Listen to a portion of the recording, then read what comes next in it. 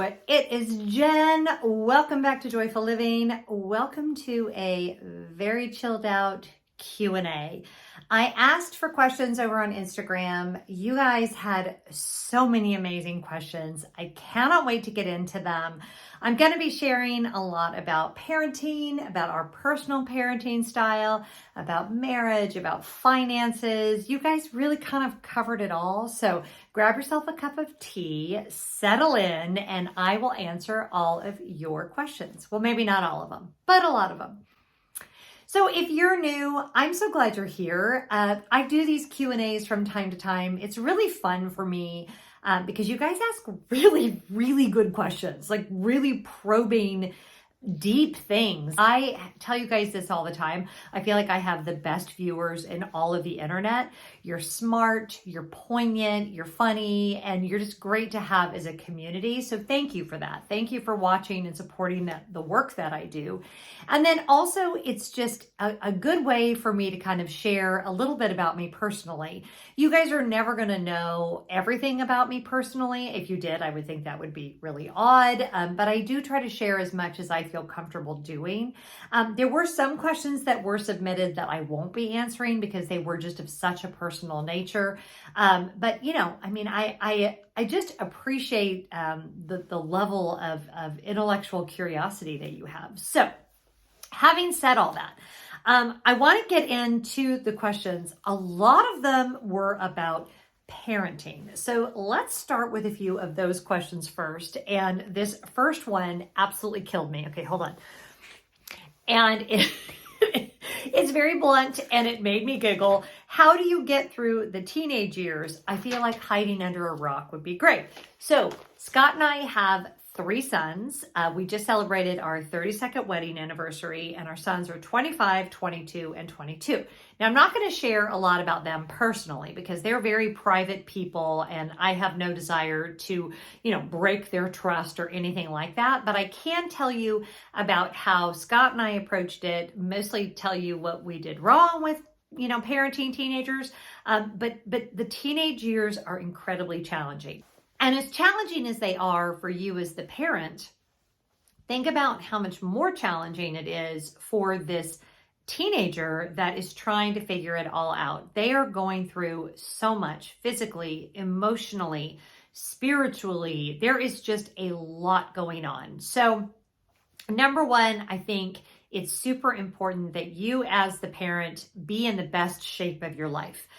If you are in a job where you are overworked and you don't have a lot of emotional energy at the end of the day, now is the time to fix that. If you are in a situation where you are not practicing good self-care, maybe you need to see a therapist, now is a good time to do that. If you need to take care of your physical self, if you're not sleeping well and maybe you need to go to a doctor and have some physical stuff taken care of, do that before your kids are teenagers, because people always talk about like baby and toddler years as being like so demanding. I would venture to say that although that's hard in a different way, you have got to be on your A game when you have teenagers because they become unhinged and unsure and unclear, and they're looking to you to be the healthy one and the strong one. And if you're not emotionally available to them because you have so much of your own stuff going on, it can be really, really bad. So that would be tip number one, like get your house in order before your kids are in the teenage years. And then when you're in it, just remember that you are the adult and you can never match, like as they are out of control and angry and feeling like no one is in charge, if you respond with that same energy, you're both going to kind of circle the drain together, and that isn't good for anyone. So remember that when they freak out on you, that is because you're their safe place. So don't take that as an insult. Take it as an honor. Try to be the place for them where they can say what they need to say. They can explore what they need to explore. They can really make it a safe environment for them. Take good care of yourself, and you really are going to make it. And on the days when you do it really badly, and you will have those days, forgive yourself, take a deep breath, evaluate what you could have done differently, and you are in a waiting out the clock situation. If someone tries to sell you a course or a book or a podcast that will tell you how to be a great teenage parent, I would run far, far away. I think that the key to great parenting of teenagers is the same as the key to being a great relationship with anyone. Try to take care of yourself first. Try to listen with an open mind. Try to take a lot of deep breaths and just don't go down the rabbit hole with them. They need you now more than they ever have. Okay, parenting question number 2. Advice for working moms trying to juggle it all and still actually sleep at night. I know. So I started working full time when, oh boy, this is like exhausting for me to even talk about, but I started working full time when my oldest son started first grade and my twins were just going into preschool. And all that time, I would say I did not do it well most of the time. I will, let's see, how do I want to say that? My job almost got everything it needed. My kids almost always got everything that they needed. I frequently did not get what I needed. It is what I blame for the adrenal issues that caused my autoimmune disease. Don't be me, okay? You can't give 100% to everything all the time. That is such a myth. You can't give 100% to your job, 100% to your kids, and 100% to your own self-care. So someone is always going to get the short end of the stick. It's your job to make sure that that someone isn't always you. I used to say that that can never be you, but I just don't think anymore that that is realistic. Sometimes you are going to get the short end of the stick, but you need to constantly be in a state of reevaluating what's working and what's not. And it's different balance on different days. And there isn't like one right formula. Not only is there not one right work-life balance formula for every person, there's not the same formula for that same person on any given day. So you got to navigate that for yourself. But I have faith in you to figure it out. The only mistake you can make is not putting yourself on the list. So have grace, do the best you can, and I think you're doing an amazing job. Now, this one kind of made me laugh because it said, when kids were younger, did you meal plan? How often did you cook versus takeout? I am not a good cook. And the thing is, I'm not being humble. Like, I'm really bad at it. Not that I don't know how to cook. I can for sure follow a recipe. I just have no patience for cooking. I don't enjoy cooking. So my kids ate a ton of fish sticks. My kids always ate school lunches when I was working. I never packed their lunch. My kids ate a lot of more fast food than I would like to admit, but I kind of went by the 70% rule when they were growing up. I mean, I started out like everybody starts out, right? Like, oh, they're only going to eat organic and everything is going to be made from scratch and they're never going to eat McDonald's. Oh my God, my child would never eat McDonald's. And then real life hits and you're like, you know what, just get them fed. And I found that if about 70% of the time we were eating healthy, and when I say healthy, I don't mean gourmet meals. I mean, we ate a lot of pasta. We ate a lot of, very simply prepared chicken. I did make my kids a lot of vegetables. Thankfully, my kids ate, they liked healthy food, so it wasn't that hard. But we had cereal that they probably shouldn't have had. And they, just do the best you can. I sometimes feel we put so much pressure on moms to put with the nutritional piece of things. It's important, but you know what? You're important too. Your sleep is important. Your mental health is important. So don't maybe feel like you have to put everything into making sure that my kids ate good enough. That should be the goal. Have your kids eat food good enough. Aim for 70% of the time. My kids ate way too much takeout. They probably didn't eat nearly enough vegetables and everybody is fine. So yeah, why just don't put so much pressure. You're doing fine. If they're eating every day, they're doing fine. I will not be starting a third channel about cooking anytime soon. All right, let's veer away from parenting a little bit and get into some other questions.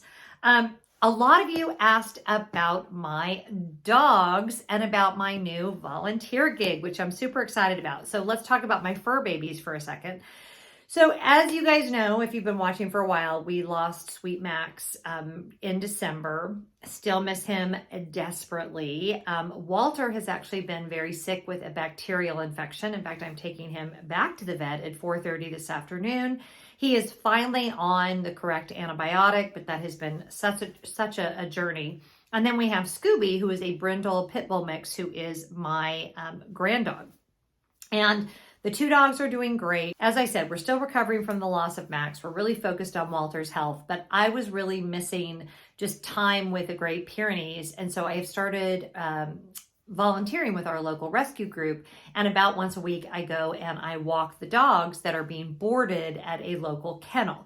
Now, these dogs, a lot of them are there as opposed to being in foster homes because they're not quite ready for that yet. They've either come from abusive situations, maybe they've got some physical issues, but they take really great care of them there. And basically, I just get to go and hang out and walk with them, and I love it. It's very fulfilling, and it's just bringing me a lot of I'm just at peace when I'm there. I don't know how to describe it. With everything that's swirling around in the world, I can go and put one of these huge, gentle giants on a leash and take them for a walk, and just something in my blood pressure goes way down. A couple of you asked about when we will be ready to get another dog. 2 dogs is really what I prefer to have. Scooby came into our lives when my son moved back home, and I love having him, and 3 dogs is fine, but 2 is about all I feel that I can reasonably manage. I much prefer only having 2 dogs. So for now, we're good with the 2 dogs. I'm not going to foster. I feel like I would be a horrible dog foster mom. I feel like I would end up keeping all of them. For now, we are good with just our 2 dogs, but it's a great question, and I promise to update you if that changes. All right, now let's move into some money questions. A lot of you asked about saving money for kids' college. One of you particularly asked about a 529 plan. We did have that. The one thing that we told our kids early on, and everybody is different, but because we had 3 kids and because of just the amount of money that we make, and we knew we also needed to save for our retirement, we told our kids that in-state college was really all we would be able to pay for. That if they were able to get into some fancy school, one of our sons got into Boston University. I was incredibly proud of him. We could not afford the tuition. And even by leveraging every scholarship and everything that was available, we could not afford it. So the only choice for him was to go into unbelievable student debt. Thankfully, we talked him out of that, and he is now at UGA and very happily there. But we told our kids in-state college from day one, just to set a realistic expectation. Not that we ever didn't want them to fulfill their dreams, but it just wasn't something that was financially feasible for us. Personally, I think kind of a Prada purse college is very unnecessary for most college students. I think that state college is a great option, and even that tuition can be very, very expensive. So start saving early, do the best that you can. We underestimated, so we ended up blowing through a lot more of the money a lot sooner than we thought we would. So that was a great surprise, but we were able to move around some other things. But my hope is that we come up with a solution for rising college tuition costs in this country. It is scandalous what it costs to go to college, and either the parents end up horribly in debt, or worse, the student does, and it's just not a sustainable situation, because I think we can all agree that education is super important. But the other thing is, 4-year college and beyond is not the best solution for everybody. And so also maybe talk to your kids about associate's degrees and community college and trade schools and other options. There are so many things you can do as a job that are not just about going to a 4-year college. And I think we need to kind of move away from that mindset, because really at the end of the day, a 4-year bachelor's degree doesn't necessarily serve anybody very well. So yeah, be creative, do the best you can, and let's hope that we come up with a better solution for our students than what we currently have in this country. One of you just asked quickly if I went to college. Yes, I did. I was an English major at Arizona State University. Go Sparky. And, a lot of people think that Arizona State is just a party school, and I just want to tell you that that's mostly true. No. It's a very good institution. My husband and I both went there and we loved it. Okay, this one I thought was really good. How do you get your spouse on the same page for money? And I think that question goes really well with another question about how do you get your spouse to go to therapy?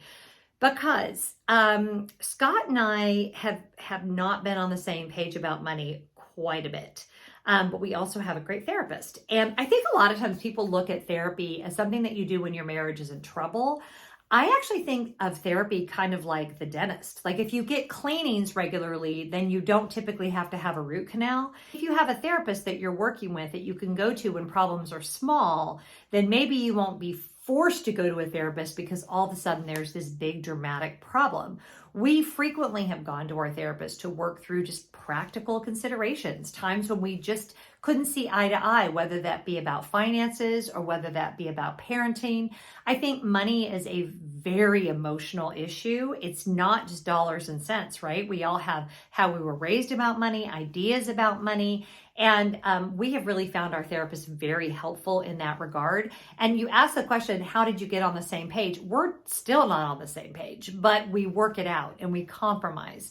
And we both have certain priorities and we ebb and flow. And sometimes I get what I want, sometimes he gets what he wants, but we seem to balance each other out. And then we also have a really, really good financial advisor. In fact, we're getting ready to meet with him for our end of the year talk, which is a little overdue because of schedules and whatever. But having that third party, especially in terms of retirement planning, that has actually run the numbers for us and tells us you're on track, you're off track, here's where you need to maybe shore things up. A lot of times you can find a good financial advisor through your workplace. A lot of the 401k programs, a lot of your workplaces offer that free of charge. So our therapist, our financial advisor, and a whole lot of compromise. There you go. I loved this question because it's about adult friendships. Just moved, work from home, struggling finding local friends. Any suggestions? I think volunteering is a fantastic way to find some local friends, whether that is volunteering at the library, volunteering with a local rescue group like what I'm doing. You can volunteer through, maybe that you have a food pantry or things like that. Maybe it's through a church or a synagogue or a mosque. Any kind of organization, maybe it's a community theater, maybe find something you're interested in and go and volunteer. Another great way is if you have a dog, taking your dog for walks, things like that. And natural connections are very, very hard. I'm really lucky because I have managed to make a few friends right here in my cul-de-sac. I'm either very lazy or very lucky, but it's awesome having friends that are literally just right there. But I realize that that's not everybody's situation. This is something I have really struggled with. And a lot of my closest friends are actually friends from the internet that I only see when I travel. And it's not that they're not real friends. I mean, I talk to them all day, every day. We just talk over FaceTime or, we exchange messages or whatever the case may be. But, a lot of Instagram messaging and a lot of WhatsApp. I have friends that are in another country. So local friends are great, but also remember that we live in an age where you really can have friends all over the world. And I think that's okay. I think we all have very busy lives and you have to really think about how much time you have to invest in friendships. And it really does require time on your part, just like any relationship. So yeah, definitely though, look into volunteering in your local area and you might be surprised at some friends that might come from that way. How did you balance work and family self-care? I might be a workaholic. So this kind of goes back to what we were talking about before, but the truth is that there is no such thing, I don't think, as work-life balance. I think every day I manage this differently. And sometimes my work requires more than home. Sometimes home requires more than work. Sometimes self requires more than home. So, it is an ever fluid situation. And I almost feel we've painted ourselves into a corner with this idea that somehow it needs to be equally split between all the three things. It's just not realistic. If you have a job like most people, there are seasons of your job that it requires laser focus. And I would say that doesn't make you a workaholic. That makes you really good at your job. I sometimes feel that women being ambitious and caring about their jobs makes us workaholics. And that's just not the case. And then there's another season, like maybe it's the holidays, or maybe your daughter's getting married or something, where your home life is going to require a lot more. Or maybe there's some illness going on and you have to focus on that. Or maybe you have a sick parent. And then there's another season where you're having some physical issues, or maybe you're realizing you've just given too much of yourself to everybody else and you have to pull back and you have to give more, to your own self-care. It is an ever-changing landscape. And if this pandemic has taught us anything, it's that we cannot be so stringent about what we think we know, because we don't know much. So I think it requires this sort of everyday. It's why I love the practice I've started doing of reviewing my days. It is an ancient practice that actually the ancient Stoics used to do, monks do. It's a very big deal, where you just stop and you look at the day that just happened and you figure out where things might have been out of balance. And by doing that daily, I feel like it kind of gets me back on the path that I need to be on. But I also don't stress out when there's a season where work is requiring way more of me or home is requiring way more of me. That's okay. It's just for a season, and we can accept it for a time as long as we're mindful and as long as we can continue to be true to ourselves and stay on the path we know we're supposed to be on. I think we're okay. And I think when you get off balance, if you're feeling that tension, like you're working too much, it's time to take a step back and evaluate. Talk to maybe your best friend, maybe your spouse, maybe your partner, maybe a therapist about where you might need to lean away from one thing and lean into something else. But yeah, I think work-life balance is a myth. I don't think it's possible. This one was kind of fun. We'll get into a couple of marriage questions. Is it just a coincidence that your husband and your father were pilots, or is there a connection?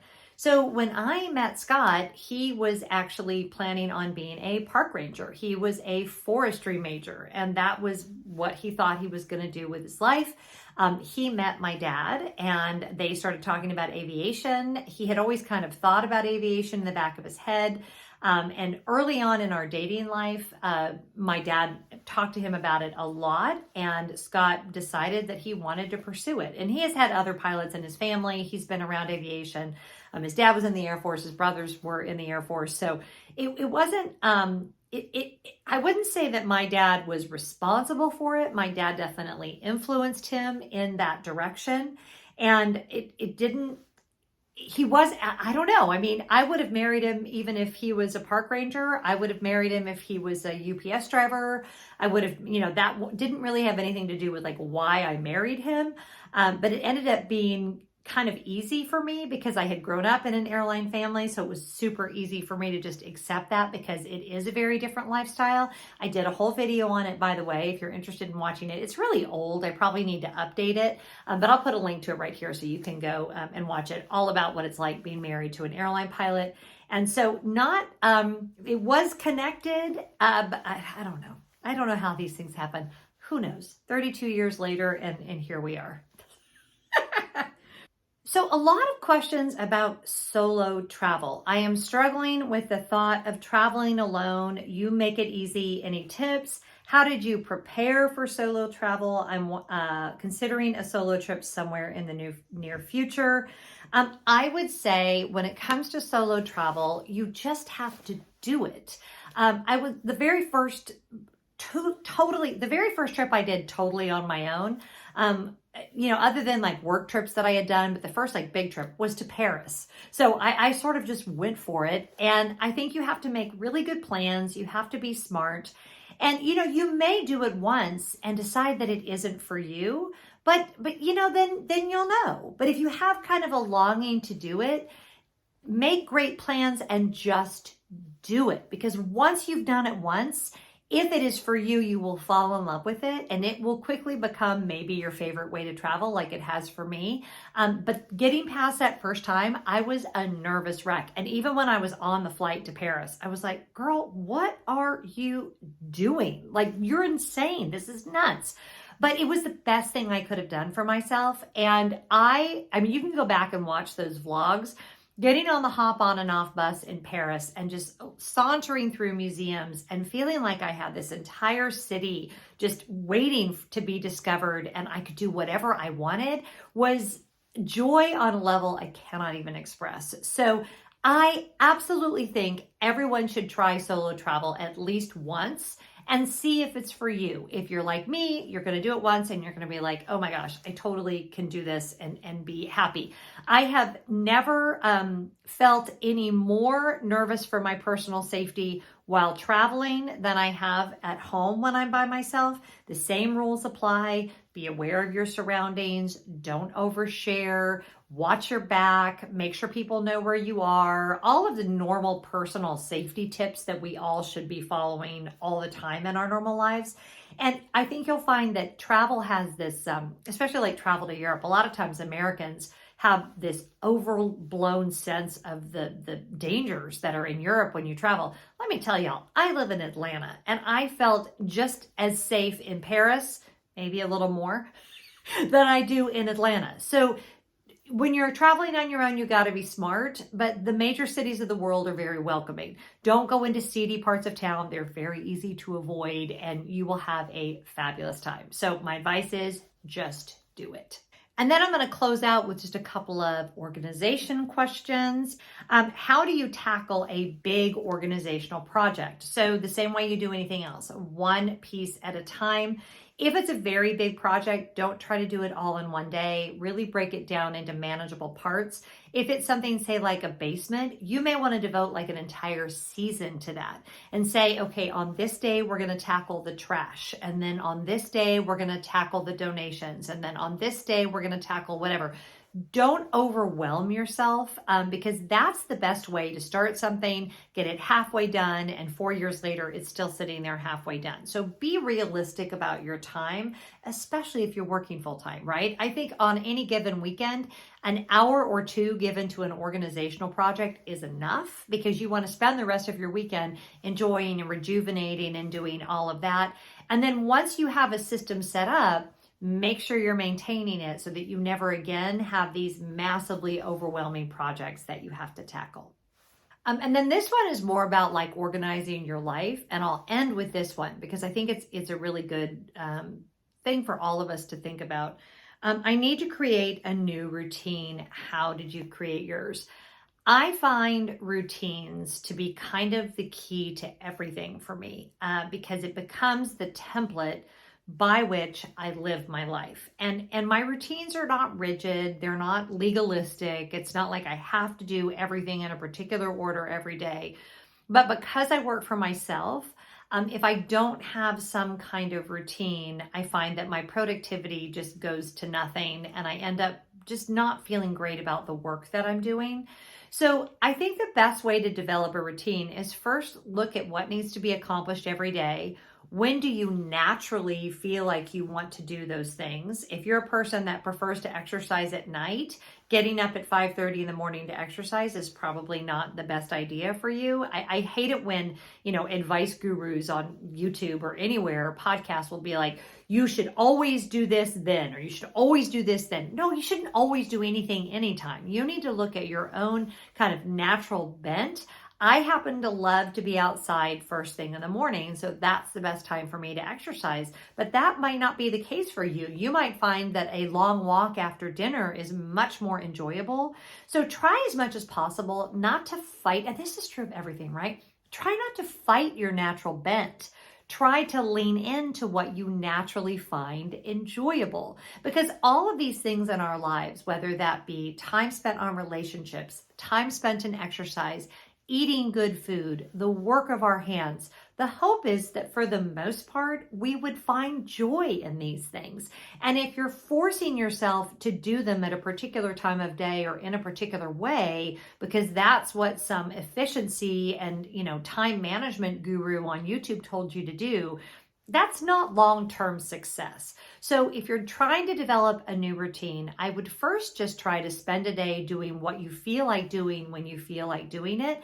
And you really need to trust yourself here because I think a lot of us will say, oh, well, then I'll never get anything done. Of course you will. Nobody wants to be idle. We want to do work. We want to contribute. We want to be healthy. We want to bring good energy to the world.